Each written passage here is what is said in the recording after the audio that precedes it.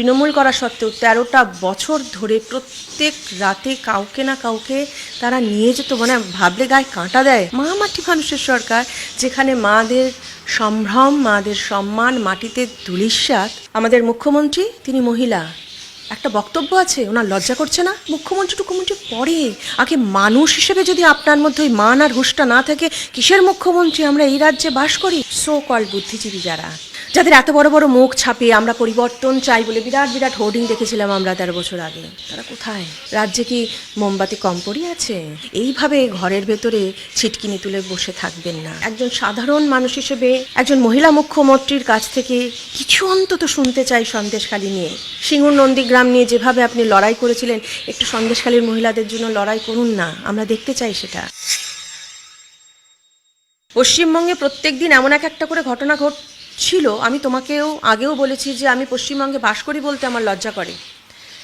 এখন তো লজ্জায় মুখ ঢাকতে ইচ্ছে করছে, এবং মহিলা হিসেবে বিশেষ করে ইচ্ছে করছে যে মানে কোথায় বাস করছি। মানে মধ্যযুগীয় বর্বরতার থেকে অনেক অনেক উন্নত স্তরের বর্বরতা এটা, আর এটা আমরা দিনের পর দিন সহ্য করছি। সাধারণ মানুষ এবারে অন্তত বুঝুন, আমার ধারণা এবারে অন্তত বুঝতে পারছেন, আমরা কেউ কিন্তু সেফ নই, কেউ সেফ নই। আজকে ইডি অফিসারেরা শাহজাহানকে ধরতে গিয়েছিল বলে সন্দেশখালী বেরিয়েছে, এরকম আরও অন্তত 5-6টা সন্দেশখালী রেডি হয়ে রয়েছে। মানে এরকম 5-6টা সন্দেশখালীর খবর আমরা জানি না, যেটা আর 2-3 মাসের মধ্যে সামনে পুরো আগ্নেয়গিরির মতন স্ফুলিঙ্গ বার করে তারা বেরোবে, দেখে নিও। এবং গোটা পশ্চিমবঙ্গের অবস্থাই এরকম। আমি, আপনি, আমার বাড়ির মা বোনেরা কেউ কেউ কেউ সুরক্ষিত নয়। আমার লজ্জা করে এদের কথা ভেবে, যারা তোমাদের টিভি চ্যানেল বা বিভিন্ন টিভি চ্যানেলে তৃণমূলের মুখপাত্র হিসেবে বসে। তার বাড়িতে বোন না থাকতে পারে, মা তো আছেন। সে ফেরত গিয়ে মায়ের মুখের দিকে তাকিয়ে কথা বলে কি করে? বা সেই মা তাকে বলে না যে যাবি না তুই? তো লজ্জা করে না যে তৃণমূলের মুখপাত্র হিসেবে তুই টিভি চ্যানেলে গিয়ে বসছিস, বড় বড় কথা বলছিস, মুখ থেকে কথা শব্দ বেরোয় কি করে? আমি অবাক হয়েছে শুধু ওদের দেখে, যে ওরা কি বলছে, কেন বলছে, কি করে বলছে, ওরাও কি মানুষের পর্যায়ে পড়ে না? আমার ব্যক্তিগতভাবে মনে হয় স্বাধীনতা পরবর্তী সময়ে সন্দেশখালী পশ্চিমবঙ্গ শুধু কেন, ভারতবর্ষের একটা নিন্দনীয়, সবথেকে নক্কারজনক, সবথেকে লজ্জার, সবথেকে নৃশংস, সবথেকে ভয়াবহ, সবথেকে মারাত্মক একটা ঘটনা। মানে আমার কোনো শব্দটাই যথেষ্ট বলে মনে হচ্ছে না। মানে আমরা জানি মহিলাদের কাছে নিজের মান সম্মান সম্ভ্রমটা সবার আগে, এবং সেইটা আমার সন্তান, আমার স্বামী, আমার পরিবারের লোকজনের কাছে আমার সম্মান রক্ষাটা আমার কাছে সর্বাগ্রে থাকে। কিন্তু সেই জায়গায় যে মহিলারা আজকে তোমাদের ক্যামেরার সামনে মুখ না ঢেকে বলছেন, আমাদেরকে 13 বছর ধরে আমরা তৃণমূল করা সত্ত্বেও, সেটা খুব ইম্পর্ট্যান্ট, আমরা তৃণমূলের সদস্য, আমরা তৃণমূল করা সত্ত্বেও 13টা বছর ধরে প্রত্যেক রাতে কাউকে না কাউকে তারা নিয়ে যেত, মানে ভাবলে গায়ে কাঁটা দেয়। ওরা যখন ওদের কথাগুলো বলছে, এবং পরে যখন আমি সেটা নিয়ে ভাবছি, মহিলা হিসেবে আমার গা শিউরে উঠছে যে তারা এতগুলো বছর ধরে কী করে সহ্য করেছে বলো তো এগুলো। এবং তারপরে যখন 1 রাত 2 রাত 3 রাত বা 7 রাত জানি না ফেরত আসার পরে, তারা তাকাচ্ছে কী করে তাদের সন্তান, তাদের স্বামী, তাদের পরিবারের লোকগুলোর দিকে। এবং যখন তাকাচ্ছে তখন কতটা ভেতরে ভেতরে তারা কুঁকড়ে থাকছে। কেন? এ নাকি মা মাটি মানুষের সংসার? সরকার হচ্ছে মা মাটি মানুষের সরকার, মা মাটি মানুষের সরকার, যেখানে মাদের সম্ভ্রম, মাদের সম্মান মাটিতে ধূলিসাৎ। এইটাকে বলে মা মাটি মানুষের সরকার। আমাদের মুখ্যমন্ত্রী তিনি মহিলা, একটা বক্তব্য আছে, ওনার লজ্জা করছে না? উনি টিভি দেখেন না?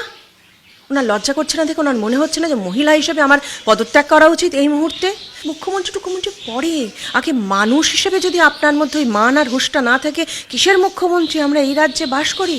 এবং আরও একটা কথা বলতে চাই, এই যে মহিলারা, দেখো কোনো, আমরা জানি, আমরা খবরের কাগজে দেখি, নিউজ পেপারে দেখি, নিউজ চ্যানেলে দেখি যে কোনো একটি মানুষ 2 মাস বা 3 মাস ধরে কোনো একজন মহিলার ওপরে নির্যাতন করলে পরে তার কি কঠিন থেকে কঠিনতম সাজা হয়। সেখানে 13টা বছর ধরে গোটা গ্রামের মহিলাদের সাথে এতগুলো মানুষ, শাহজাহানের দলবল সবাই দিনের পর দিন এই অত্যাচার করেছে এবং তারা সেটা সহ্য করেছে। ফলে এদের জন্য নতুন আইন তৈরি করতে হবে এদের শাস্তি দিতে গেলে। যা যা ধারা আছে আমাদের, সেই কোনো ধারা এদের জন্য যথেষ্ট নয়। নতুন করে আইন তৈরি করে তাদেরকে শাস্তি দেওয়ার ব্যবস্থা করতে হবে। এবং এই যে মহিলারা আজ 13টা বছর সহ্য করেছে, বলতে পারেনি কেন? ভয়ে। আজকে সেই ভয়টা গেল কি করে? কারণ আমাদের কেন্দ্রীয় সরকার সাধারণ গরিব মানুষের জন্য যে রেশন পাঠিয়েছিলেন, পাঠাতেন, এত মাস ধরে সমানে পাঠিয়ে এসছেন আফটার কোভিড, সেইটার যে দুর্নীতি, সেই দুর্নীতির ওই কান টানলে মাথা আসের মতন একটা মাথা শাহজাহান এসছিল তার খোঁজ নেওয়ার জন্য, তাকে ইন্টারোগেট করার জন্য। তার গ্রামে যখন গিয়েছিল তখন তার তৈরি করা বাহিনী, আমরা বলেছিলাম গ্রামবাসীর, এটা তার মানে গ্রামবাসী নয়, এটা শাহজাহানের তৈরি করা বাহিনী ছিল, যারা আমাদের ইডি অফিসারদেরকে ওইভাবে মেরে গ্রাম থেকে বের করেছিল। এবং সেই দিনই কিন্তু শাহজাহান লুকিয়েছিল এবং এই মহিলারা বুঝতে পেরেছিল আপাতত অন্তত 7টা দিন শাহজাহান বাইরে বেরোতে পারবে না। ফলে 7 দিন শাহজাহান এই ধরনের অত্যাচার তাদের উপর করতে পারবে না। ফলে আমাদের হাতে এই 7টা দিনই হাতে সময় আছে। এইবারে আমাদের সোচ্চার হতে হবে। মহিলারা সব পারে, সো কল্ড বুদ্ধিজীবী যাদের এত বড় বড় মুখ ছাপিয়ে আমরা পরিবর্তন চাই বলে বিরাট বিরাট হোর্ডিং দেখেছিলাম আমরা 13 বছর আগে, তারা কোথায়? রাজ্যে কি মোমবাতি কম পড়ে আছে? একটু পথে নামুন না। যদি বলেন যে না নামতে চাই অঞ্জনা, কিন্তু দোকানে মোমবাতি খুঁজে পাচ্ছি না, আমার কাছে আছে, আমাদের কাছে আছে, পৌঁছে দেবো। যদি বলেন সন্দেশখালি যেতে চাই কিন্তু গাড়ির ব্যবস্থা হচ্ছে না, গাড়ির ব্যবস্থা করে দেবো, আপনারা প্লিজ যান।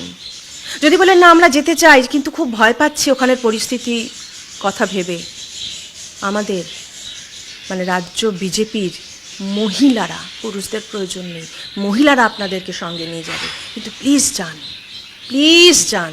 এইভাবে ঘরের ভেতরে ছিটকিনি তুলে বসে থাকবেন না। যখন কেন্দ্রীয় সরকারের সব প্রাইজগুলো নিতে স্টেজে ওঠেন তখন মনে হয় না মমতা ব্যানার্জি দেন না সেই প্রাইজগুলো, সেগুলো কিন্তু কেন্দ্রীয় সরকার দেয়, সে কিন্তু রাষ্ট্রপতি দেন, সেগুলো নিতে লজ্জা করে না? আর এখন এইটা সন্দেশখালির হয়ে কিছু বললে পরে মনে হবে আমরা কেন্দ্রীয় সরকারের হয়ে বলে ফেলছি, লোকে আমাদের ভাববে আমরা বিজেপি হয়ে গেলাম। না, আপনাদের মানুষ ভাববে। আপনারা একটু প্লিজ মানুষ হন, বুদ্ধিজীবী পরে হবেন।